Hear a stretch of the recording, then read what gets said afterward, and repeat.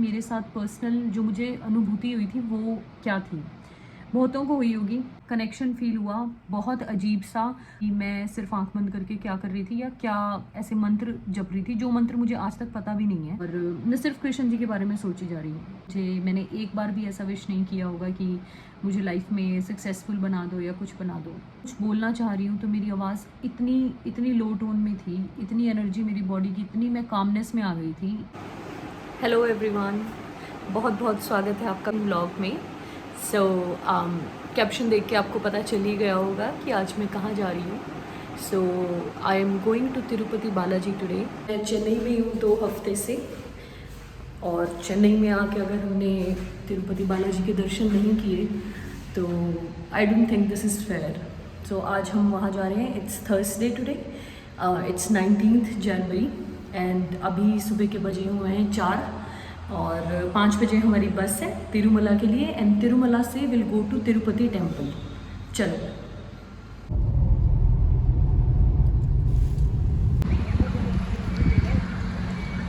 हम लोग 5 बजे चले थे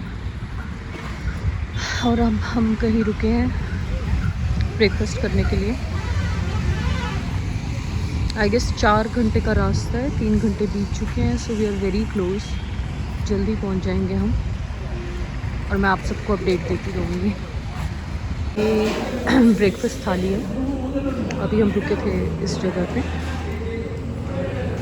सो जो हमने पैकेज बुक किया था बस का, दिस इज़ मनीषा, उसके अंदर ही ब्रेकफास्ट लंच सब कुछ इंक्लूडेड है।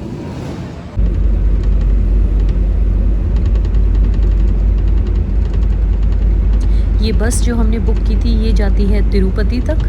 तिरुपति से सबगिरी चेक पोस्ट से आप जाते हैं तिरुमला। सबगिरी चेक पोस्ट पे आपके लगेज की चेकिंग होगी, आपकी चेकिंग होगी और फिर वहाँ से आप लोग लोगे एक लोकल बस जो आपको तिरुमला लेके जाएगी। और तिरुमला तक का रास्ता होता है 18 से 20 किलोमीटर तक का। 18 से 20 किलोमीटर में इतनी सुंदर वादियाँ आपको देखने को मिलेंगी, सच में बहुत ज़्यादा मनमोहक व्यू होता है वो।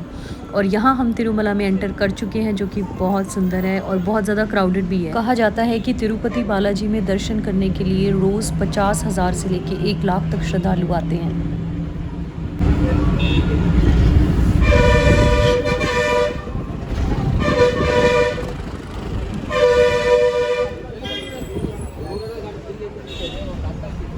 ये है वो जगह जहाँ पे हमने अपना लंच किया था और जहाँ पे हमने अपने फ़ोन जमा करवाए थे, और यहाँ से हमारे दर्शन शुरू होते हैं।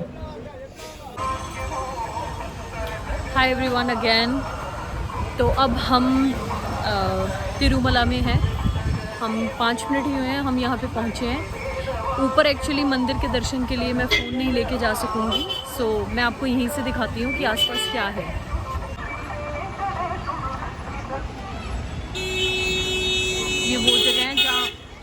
ये वो जगह है जहाँ हम रेस्ट करेंगे थोड़ी देर एंड देन फिर दर्शन के लिए जाएंगे।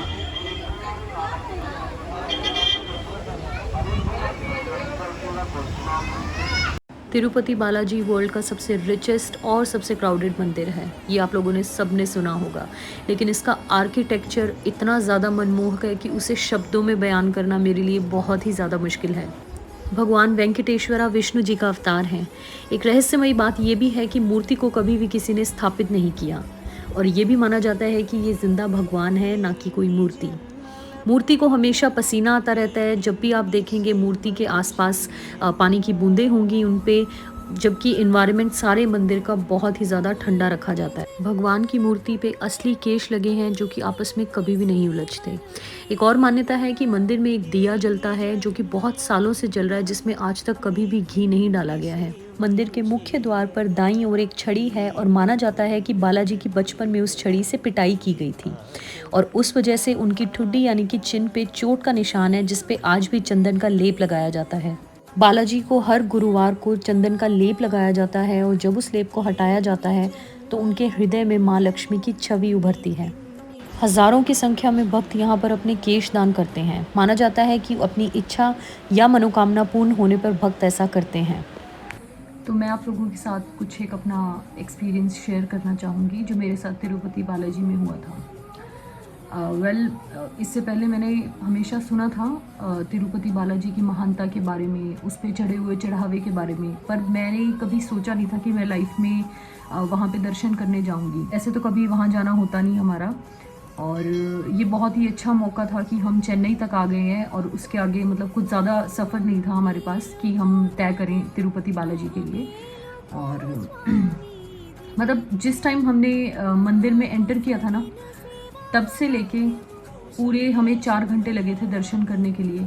तब तक मैं पूरी नम थी, मतलब मैं बता नहीं सकती मेरे अंदर कौन सी ऐसी शक्ति थी या कौन सी ऐसी एनर्जी आ गई थी कि मुझे सब कुछ ना बहुत ही शांत और बहुत ही पीसफुल लग रहा था। ऐसा मेरे साथ कभी भी लाइफ में नहीं हुआ है। मैं बहुत सारे मंदिर और गुरुद्वारे में गई हूँ दर्शन करने के लिए, पर मैंने कभी ऐसा एक्सपीरियंस नहीं किया है। ये स्पेशली मेरे साथ तिरुपति में ही हुआ। तो हम लोग लाइन में लगे, हमारे पास था, हम लोग गए मंदिर की तरफ, और वहाँ पे एक वेटिंग एरिया था जहाँ पे हमें दर्शन के लिए वेट करना पड़ रहा था, क्योंकि भीड़ बहुत होती है वहाँ पे, आप सबको पता ही होगा। और वहाँ पे ना मेरे सामने कृष्ण जी की मूर्ति थी, बहुत बड़ी मूर्ति थी कृष्ण जी की, और वो मुझे ऐसे सामने से दिख रही थी, और मैं वहाँ नीचे बैठ के, सीढ़ियाँ थी, सीढ़ियों में बैठ के मैं ऐसे वेट कर रही थी। मेरा कोई ध्यान नहीं था। मैं आपको सच बताऊँ, मैं कोई मेडिटेशन भी नहीं करती हूँ। मेरे पेरेंट्स को, मेरी फैमिली को पता है इस चीज़ का, मेरे फ्रेंड्स को भी पता होगा। मैं कोई मेडिटेशन नहीं करती हूँ, कुछ भी नहीं करती हूँ। मैं कृष्ण जी को मानती ज़रूर हूँ अपने दिल से, पर ऐसा कोई नियम नहीं फॉलो करती हूँ। तो मैं वहाँ पे बैठी हूँ और मेरे सामने कृष्ण जी हैं, कृष्ण जी की मूर्ति है, और मैं बस उन्हें देखे जा रही हूँ। ऊपर एक टीवी में तिरुपति बालाजी को स्नान करवा रहे थे, तो उसका टेलीकास्ट चल रहा था, और मैं वो देख रही हूँ। कभी मैं मूर्ति को देख रही हूँ, कभी मैं ऊपर उनको नहलाते हुए देख रही हूँ। और अचानक बैठे बैठे मुझे रियलाइज़ भी नहीं हुआ कब कनेक्शन फील हुआ, बहुत अजीब सा। हम करीबन 2.5 से 3 घंटे वेटिंग एरिया में बैठे रहे, और 2.5 से 3 घंटे मुझे याद नहीं है कि मैं सिर्फ आंख बंद करके क्या कर रही थी या क्या ऐसे मंत्र जप रही थी, जो मंत्र मुझे आज तक पता भी नहीं है। और मतलब मेरी सिर्फ धुन लगी हुई थी, आसपास वाले भी नोट कर रहे थे, मुझे वो भी फील हो रहा था बीच बीच में, पर मैंने इतना ज़्यादा किसी पे ध्यान ही नहीं दिया। वो 2.5 घंटे के बाद जब मतलब गेट खुले कि हम लोग आगे जा सकते हैं दर्शन के लिए, तो पूरी लाइन में मैं बहुत ज़्यादा नम थी। मैं बोलते हैं कि ऐसे एक्सपीरियंसेस शेयर नहीं करने चाहिए, बट आप लोग इसी चीज़ से अंदाज़ा लगा लो कि मेरी आवाज़ भी नहीं निकल रही थी। मतलब कुछ ऐसा बैठ गया था अंदर मेरे कि मैं ना कुछ बोल पा रही थी, सिर्फ मैं देख पा रही थी, मैं उस ऑरा को फील कर पा रही थी, उस एनर्जी को फील कर पा रही थी, जो कि बहुत पीसफुल थी। मैंने लाइफ में आज तक अपने आप को इतना पीस पे कभी पहले महसूस नहीं किया होगा जितना मैं तब कर रही थी। और हम लाइन में आगे बढ़ते जा रहे हैं, दर्शन कर रहे हैं। मूर्ति को देखने के लिए सिर्फ 4 से 5 सेकंड हार्डली आपको टाइम लगता है कि आप मूर्ति के दर्शन कर पाओ। उसके अलावा श्रद्धालु इतने ज़्यादा होते हैं, इतनी ज़्यादा भीड़ होती है कि पुजारी आप लोगों को वहाँ से जल्दी निकाल देते हैं। तो सिर्फ वो 5 सेकंड मेरी लाइफ के बहुत थे कि मुझे लॉर्ड वेंकटेश्वरा के दर्शन करने को मिले। और जो ऑरा है ना, जो एनर्जी वो रिफ्लेक्ट करते हैं सिर्फ उस 5 सेकंड में, ऐसा लगता है कि पूरी ज़िंदगी जीने के लिए वो काफ़ी है। सच बोलूँ तो मुझे जो फीलिंग आ रही थी वो ये थी कि मैं कुछ मांगने नहीं आई हूँ वहाँ पे, और ऐसा सच मेरी कोई विश थी भी नहीं। भगवान की दया से टचवुड भगवान मेरी सारी विशेस पूरी करते जा रहे हैं, उनका मेरे पूरा ध्यान है, और मैं अपने आप को बहुत ज़्यादा लकी समझती हूँ इस चीज़ के लिए। मैं कुछ मांगने नहीं गई थी। मेरे को जो फीलिंग आ रही थी वहाँ जाके वो सिर्फ यही थी कि मैं बहुत ज़्यादा ग्रेटफुल हूँ। मतलब मैं इतनी शुक्रगुजार हूँ उस एनर्जी की, उस भगवान की, जिसने मुझे पहली तो बात है वहाँ दर्शन के लिए बुलाया, अपने इतने पावन पवित्र जगह पर बुलाया। और मुझे ऐसा हो रहा था कि मैंने बस अपने आप को भगवान को सरेंडर कर दिया है, ये मेरी फीलिंग थी।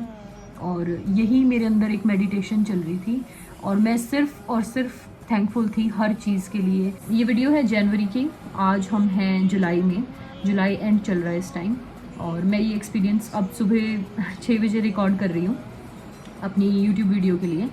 सो तब से लेके अब तक मतलब ऑलमोस्ट हमें 6-7 महीने हो गए हैं, मुझे 6-7 महीने हो गए हैं। 6-7 महीने में मैं अगर आपको बताऊँ ना, तो मैं अपने आप को बहुत ज़्यादा वाइज और बहुत ज़्यादा शांत कंसिडर कर रही हूँ दर्शन के बाद। अगर मैं इससे पहले की लाइफ अपनी उठा के देखूं तो मेरे में वो मैच्योरिटी या वो समझदारी मुझे नहीं लगता इतनी थी जिस लेवल की मुझे आज है। और ये सब का सब सिर्फ तिरुपति बालाजी में दर्शन करने के बाद है। नहीं, मैं तुमसे कुछ मांगने नहीं आई हूँ, बस मुझे शुक्रिया अदा करना है हर उस चीज़ का जो भी आपने मेरी लाइफ में की, अच्छी बुरी, जिसने मुझे आज तक यहाँ पे लाके खड़ा किया है। और सिर्फ वो ग्रेटफुलनेस थी, बहुत सारा शुक्रिया अदा था उनको, और बहुत ज़्यादा आंखें नम थी उस टाइम। वो गिविंग गॉड हैं कि आप सबको बहुत ज़्यादा देते हैं इन टर्म्स ऑफ मनी, पैसे में आपको धनवान बनाते हैं, हर चीज़ में धनवान बनाते हैं। लेकिन मुझे वहाँ जाके उनसे कोई पैसा नहीं चाहिए था। बस यही था कि जो दिया है वो मुझे लग रहा था कि मैं शायद डिज़र्व नहीं करती जितना वो मुझे ऑलरेडी दे चुके हैं। और मैं एक ऐसा कनेक्शन फॉर्म करके आई हूँ, हरियाणा से लेके आंध्र प्रदेश। मैंने कभी सोचा भी नहीं था कि कुछ मुझे ऐसा फील हो जाएगा कि मेरी पूरी लाइफ टाइम के लिए मुझे वो हमेशा याद रहेगा। और मैं बिल्कुल वेट नहीं कर सकती मुझे कब दोबारा बुलावा आएगा दर्शन के लिए, तिरुपति बालाजी के लिए। और बस मैं यही उम्मीद करूँगी कि मुझे भगवान जी जल्दी बुलाएं। ना कनेक्शन फ़ील होना, भगवान से डायरेक्ट कनेक्शन फ़ील होना मेरे लिए बहुत बड़ी चीज़ है। मेरे लिए आज भी ये बहुत बड़ी चीज़ है और मेरे लिए हमेशा ये बहुत बड़ी चीज़ रहने वाली है। मैं तो उस माइंडसेट से ही नहीं गई थी कि मेरे साथ ऐसा कुछ होगा। मुझे ये था कि ठीक है, मैं भगवान के दर्शन करूँगी और मैं अपना वापस आ जाऊँगी। मुझे नहीं पता था मेरी लाइफ वहाँ रुक जाएगी और एक नए सिरे से शुरू हो जाएगी ना। मैं आप सबको रिक्वेस्ट करूँगी कि एक बार लाइफ में जाके ना एक्सपीरियंस ज़रूर करना और अपना मन साफ़ करके जाना। हमेशा कुछ एक्सपेक्टेशन मत लेके जाना कि आपके साथ ऐसा होगा वैसा होगा। सिर्फ साफ मन से जाना और भगवान के दर्शन करना।